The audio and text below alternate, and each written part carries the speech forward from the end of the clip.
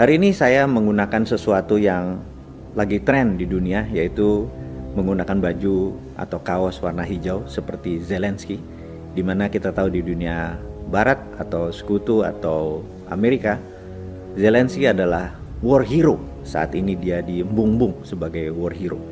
Sementara bagi negara-negara yang sering diacak-acak sama Amerika, seperti negara-negara Timur Tengah seperti negara penghasil fosil oil, itu sangat membenci apapun yang Barat lakukan, sehingga begitu ada seorang yang bernama Putin menyatakan dirinya berperang melawan NATO oleh pihak Timur, dia dianggap war hero atau seorang Marvel, seorang superhero yang akan mengalahkan Thanos. Dan kita tahu Thanos itu adalah Amerika dan sekutunya.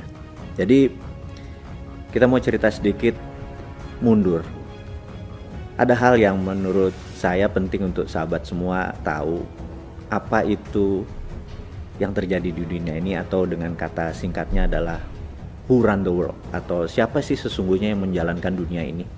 Yang ada yang menyebutnya New World Order dengan nama-nama lain, dan juga how the world work. Nah, ini saya ada masalah nih kalau urusan bahasa Inggris nih. Bagaimana cara dunia bekerja, how the world work gitu ya. Nah, kita mau menceritakan sedikit bagaimana cara dunia bekerja. Mau nggak mau kita mundur sebentar ke tahun 30-an sampai tahun 40-an. Kalau kita membayangkan diri kita sekarang di tahun 30-an, apa yang Anda bayangkan di pikiran Anda? Misalnya, apakah letak Pulau Jawa bergeser dari sekarang? Atau letak benua Amerika itu bukan di posisi sekarang? Ternyata sahabat, letak geografis dunia itu sejak dari 2000, 3000, 5000, 10.000 tahun yang lalu hingga saat ini, letak geografisnya adalah sama. Lalu apa yang membedakan peta dunia di tahun 20-an, tahun 30-an, tahun 40-an, tahun 50-an dengan sekarang, tahun 2022? Yang berbeda adalah negaranya saat itu belum sebanyak sekarang. Kalau sekarang ada hampir 200 negara. Waktu itu di tahun 30-an, di tahun 20-an, Indonesia itu belum ada. China atau Tiongkok itu belum ada. Arab Saudi belum ada. Irak belum ada, gitu ya. Ada 100 negara belum lahir. Dan karena itu pertanyaannya, peta dunia itu seperti apa, gitu ya. Maka jawabannya sangat sederhana. Peta dunia dulu ditentukan oleh negara-negara kolonialisasi yang mengkoloni. Misalnya di Afrika terbagi, di sini wilayah Belgia, di sini wilayah Spanyol, di sini wilayah Inggris, di sini wilayah Belanda, gitu ya. Kemudian di sisi Asia juga sama. Jadi yang disebut peta dunia berbeda dengan peta dunia sekarang. Peta dunia sekarang berdasarkan negara. Kalau dulu berdasarkan negara yang mengkolonialisasi. Nah, di tahun 30-40 terjadi sebuah fenomena di mana Jerman menyerang Polandia di tahun 1938-39. Itulah yang disebut awal dari Perang Dunia Kedua. Dan kita tahu ada sebuah negara yang sangat ingin Eropa itu rata tanah. Negaranya itu namanya Amerika. Mengapa ingin rata tanah? Saya lompat sebentar di tahun 2022. Sewaktu tanggal 24 Februari 2022, Rusia menyerang Ukraina. Seminggu setelah peristiwa itu terjadi, ada 7 pemimpin Afrika menyatakan, kami berharap perang dunia ketiga terjadi, perang militer terjadi di Eropa agar Eropa rata tanah. Kenapa 7 pemimpin Afrika tadi berkata begitu? Kalau Newman ya, kalau kita dapat mandat juga ngomong begitu, tapi nggak tahu yang sekarang ya. Sekarang makanya nggak nyampe mikirin begituan. Oke, kita lompat. Jadi kenapa pemimpin Afrika menyatakan kalau pengen perang dunia ketiga dan Eropa rata tanah? Sama seperti apa yang dipikiran Amerika di tahun 30 akhir atau tahun 40 itu, pengen Eropa rata tanah. Kenapa Amerika berpikir begitu? Kita mundur sebentar, mundur lagi ya. Belajar sejarah itu penting. Karena mengerti sejarah, Anda mengerti behavior, Anda mengerti masa depan, gitu ya. Kembali ke periode tahun 1900. Anda sekarang bayangkan, di masa itu juga 100 negara belum hadir. Semua wilayah itu tegang. Di daerah Brazil misalnya, Portugal ribut sama Belgia, ribut sama Spanyol, kemudian di Indonesia, Inggris sama Belanda, di Afrika, hampir semua negara Eropa yang mempunyai wilayah kolonialisasi ribut satu sama lain. Portugis dengan Spanyol, Spanyol dengan Perancis, Perancis dengan Belanda, Belanda dengan Inggris, dan lain sebagainya. Di semua wilayah dengan berbeda-beda friksinya. Nah, intinya tegang. Dan waktu itu Inggris tahun 1900 itu merasa mereka memerlukan namanya junior ally, atau negara yang tidak terlibat dalam konflik-konflik ini, dan terpikirlah sebuah negara junior yang namanya Amerika. Dan di-approach lah tahun 1901, datang delegasi Inggris menawarkan ke parlemen dan pemerintahan Amerika waktu itu untuk menjadi ally, menjadi aliansi, menjadi sekutu Inggris. Kemudian waktu 1902 delegasi Amerika berkunjung ke Inggris, kemudian berkunjung ke Eropa. Dan sahabat semua dimanapun Anda berada, inilah dosa pertama dari Inggris yang membuat dunia saat ini terluka. Ini adalah dosanya Inggris sesungguhnya. Kenapa? Karena sejak delegasi Amerika itu kembali ke Amerika, mereka berkata, mereka rapat, mereka menyadari bahwa di Inggris, di Eropa, senjata itu masih satu-satu, door clack gitu ya, masih satu-satu. Sementara di zaman koboi 30 tahun sebelumnya atau 18 sekian, perang saudara di Amerika, itu sudah pakai revolver. Jadi kalau nembak ceklek door gitu ya. Untuk sekedar mengingat, kalau Anda nonton film The Last Samurai itu, kembaran saya di Tom Cruise itu ya, kan Anda tahu dia terakhir di Samurai itu ditembak dengan brand gitu ya, sudah revolver. Jadi teknologi senjata Amerika tuh sudah 30-50 tahun lebih maju dari Eropa. Kemudian kita tahu beberapa tahun kemudian di Festival New York, untuk pertama kali Amerika ada pesawat terbang gitu ya, dan dunia shock sekali, Amerika punya teknologi lebih maju. Kemudian juga kita tahu bahwa ladang minyak terbesar di dunia pada saat itu adalah di Amerika. Amerika punya crude oil, Amerika menghasilkan dari crude oil diproses menjadi kerosin atau minyak bakar. Dan di tahun 1900-an awal itu Rockefeller dengan Shell-nya sudah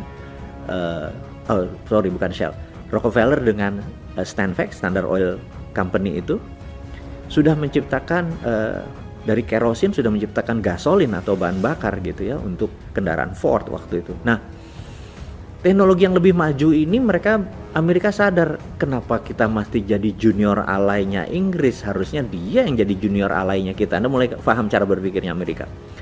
Karena itu yang diharapkan Amerika adalah Eropa rata tanah. Dan benar, waktu 1914 seorang Duke dari Austro-Hungarian dibunuh di Serbia oleh pemberontak Serbia. Inilah peristiwa Perang Dunia Pertama, dan Amerika di 1914 tidak ikut-ikutan, 1915 ikut, dia 1916 waktu makin negara makin banyak yang ikut di Perang Dunia Pertama, Amerika nggak ikut-ikutan.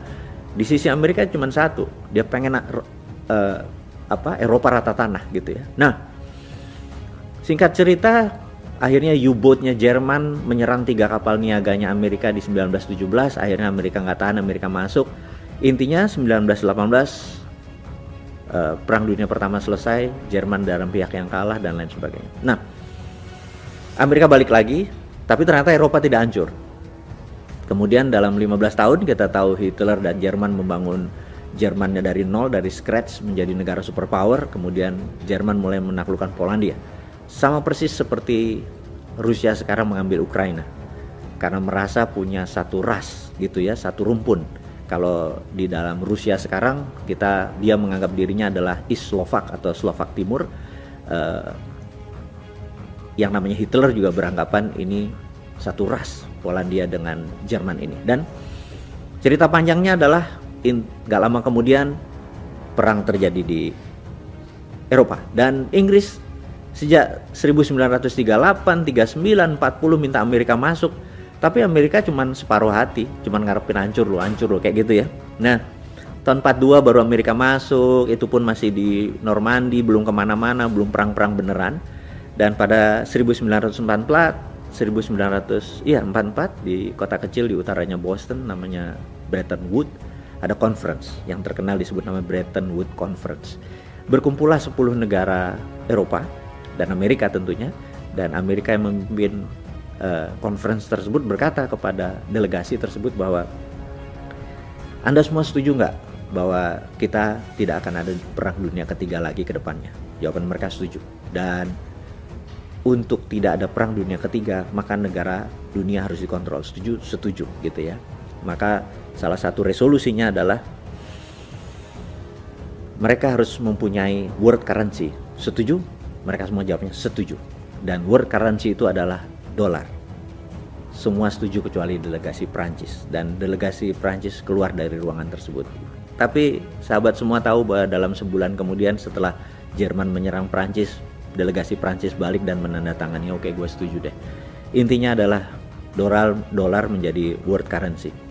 Yang kedua adalah mendirikan World Bank, bank yang untuk mengendalikan peredaran uang di dunia, dan International Monetary Fund atau IMF untuk pelaksanaan lending atau pinjaman. Dan yang menarik adalah untuk sebuah resolusi keluar dari IMF, suara voting itu harus mendapatkan 75% agree baru resolusi IMF keluar. Dan suara hak vote-nya negara Amerika adalah 26%.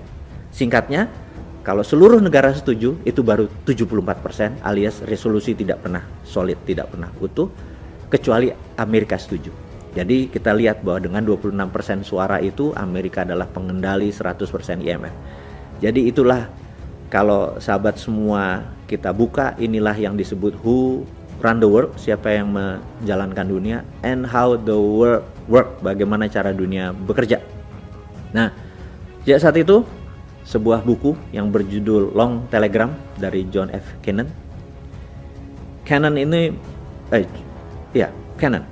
Cannon ini mengatakan di dalam Long Telegram tersebut, buku tersebut ada sebuah perkataan yang menarik yang sampai sekarang menjadi foreign policy dari kebijakan luar negeri Amerika adalah penduduk Amerika merupakan 5,6% penduduk dunia, tetapi world wealth atau kekayaan dunia lebih dari 62% waktu itu. Dan kalimat di bawahnya yang menjadi legend hingga saat ini adalah we want to keep it that way forever, atau terjemahan bebasnya adalah kami ingin selamanya mengontrol world wealth, 65% kekayaan dunia tersebut. Dan kita tahu sampai saat ini Amerika merupakan pengendali 65% world wealth. Memang secara GDP dibandingin China mungkin sudah 11-12, menguasai 25-30% kekayaan dunia. Tetapi Amerika memiliki Wall Street, di mana 40% world wealth ada di Wall Street. Kita lihat misalnya saham Alibaba, Tencent, semuanya ada di Wall Street. Itulah yang mengendalikan 40%. Kalau ditambah dengan 25% GDP nasionalnya Amerika, ya masih 65%.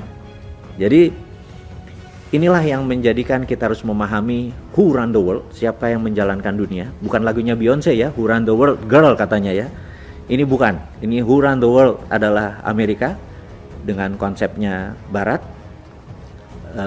Kemudian world wealth masih dikuasai Amerika. Dan ada sebuah kata-kata yang di serial video Bosman nanti akan kita urai, bahwa who control food, they control people. Who control energy, they control country.